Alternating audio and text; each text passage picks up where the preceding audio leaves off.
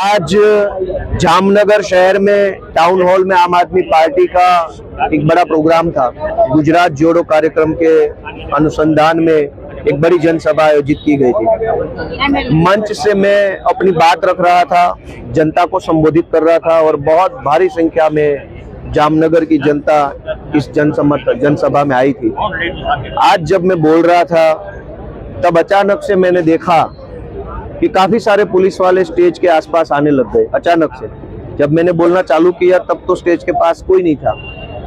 जैसे मेरी 15-20 मिनट की स्पीच आगे बढ़ी उसके बाद अचानक से काफी सारे पुलिस वाले स्टेज के नजदीक आ गए।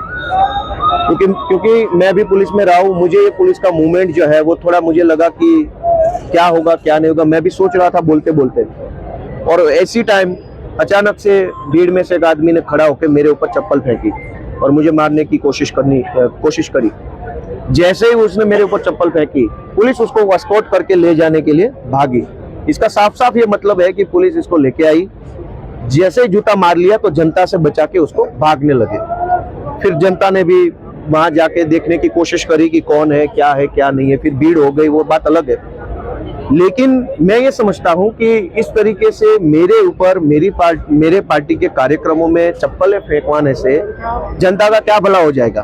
बीजेपी की सरकार है, उनके पास पुलिस है, प्रशासन है, सारा सिस्टम उनके पास है। आपको अगर हमें रोकना है, आम आदमी पार्टी को रोकना है, तो आप जाके जनता का काम करिए। हमारे ऊपर असॉल्ट करने से, हमारे ऊपर इस तरीके से चप्पल फेंकने से जनता का कोई भला नहीं होगा। मैं बीजेपी वाले से रिक्वेस्ट करूंगा कि आप ऐसी हरकतों से ऊपर उठ जाइए। इस तरीके से हम डरने वाले भी नहीं है और इस तरीके से आपका कोई फायदा नहीं है। आपको अगर जनता का प्यार चाहिए तो आप जनता का काम करिए, मेरे ऊपर चप्पल मत फेंकिए। તો યજ્ઞેશભાઈ, અત્યારના જામનગરમાં ગોપાલ ઇટાલિયા પર જૂતું ફેંકવાની એક ઘટના સામે આવી છે ને તરત બાદ આમ આદમી પાર્ટી સીધો આરોપ લગાવી રહી છે કે ભારતીય જનતા પાર્ટીએ આ કાવતરું રચ્યું છે, પોલીસ પર પણ આરોપ લગાવી રહી છે. આપની શું પ્રતિક્રિયા?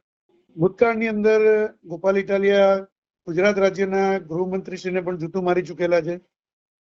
કુદરતનું ચક્ર બધું ફરતું જ હોય છે અને કુદરતનું ચક્ર એમની સામે જ આવતું હોય છે. આ અત્યારે કોઈએ પણ જૂતું માર્યું તો ગોપાલ ઇટાલિયા એવું કહે છે કે ભારતીય જનતા પાર્ટી માર્યું, કિશુદાન ગઢવી એવું કહે છે કોંગ્રેસ વાળાએ માર્યું. એટલે પહેલા તો એ બે ભેગા થઈને નક્કી કરે કોની પર આક્ષેપ કરવાનો, એવું બે ભેગા થઈને નક્કી કરી લેવું જોઈએ. બીજી વસ્તુ એ છે કે માત્ર ને માત્ર સ્વપ્રસિદ્ધિ માટે આ ધંધો કરવામાં આવેલો છે એવું સ્પષ્ટ આપના માધ્યમથી કહું છું. કારણ કે એમની લોકપ્રિયતા જે પ્રમાણે ઘટતી જાય છે અને કોઈ બીજા કોંગ્રેસના ધારાસભ્યની લોકપ્રિયતા થોડી ઘણી વધતી જતી હોય, એટલે આ મૂળ રીલ બનાવવાનો છે ને કારસો છે.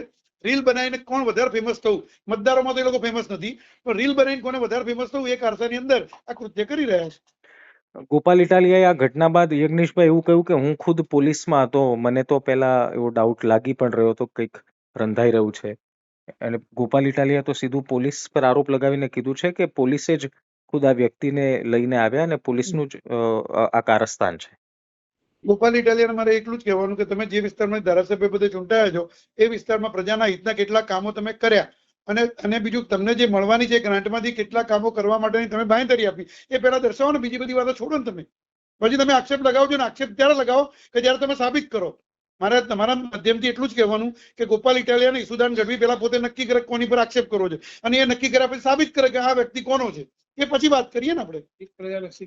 ધન્યવાદ યજ્ઞેશભાઈ અમારી સાથે વાત કરવા.